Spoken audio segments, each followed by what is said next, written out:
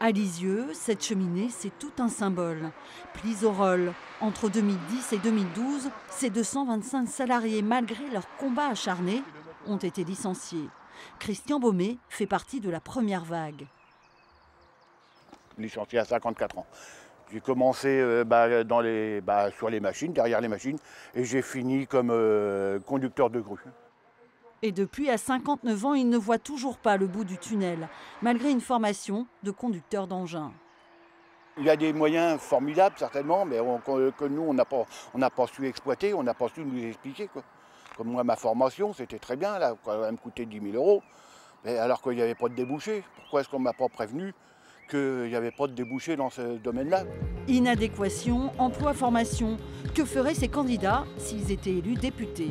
Pendant le mandat législatif écoulé, on a voté une loi de réforme de la formation professionnelle qui prévoit un nouveau droit, c'est-à-dire un droit à être aidé et accompagné pour pour choisir sa formation et choisir son orientation professionnelle. Aujourd'hui, il s'agit de le généraliser. On a des outils dans les territoires, on est en train de construire des télécentres, on est connecté dans ces lieux. Il faut proposer des formations dont nos entreprises ont besoin. On sait quels sont les besoins, donc il faut proposer les formations adéquates à ces personnes, quel que soit leur âge. Donc là, il faut proposer des formations qualifiantes pour ces gens-là. Alors il faut déjà passer par une évaluation.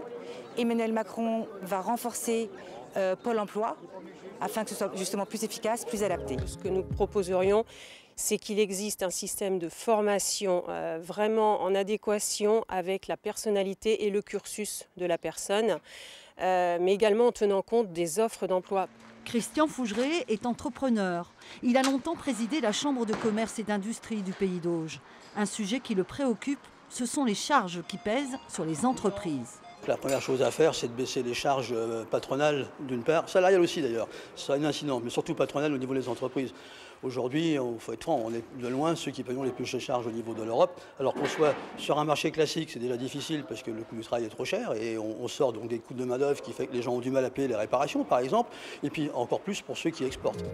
Là encore, que répondent nos candidats?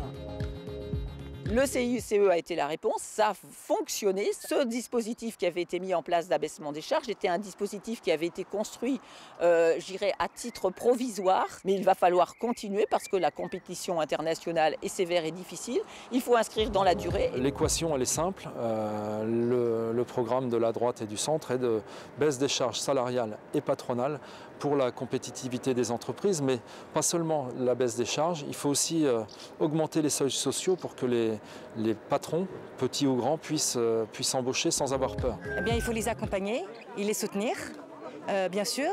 Il faut, comme Emmanuel Macron l'a proposé, donc, de baisser les charges sociales, baisser les cotisations également aussi pour les salariés. Nous leur proposerons une baisse de charges salariales, mais il faudrait également qu'il y ait une loi qui soit votée en faveur du patronat, du petit patronat et de l'emploi en France, d'une part en supprimant la directive des travailleurs détachés.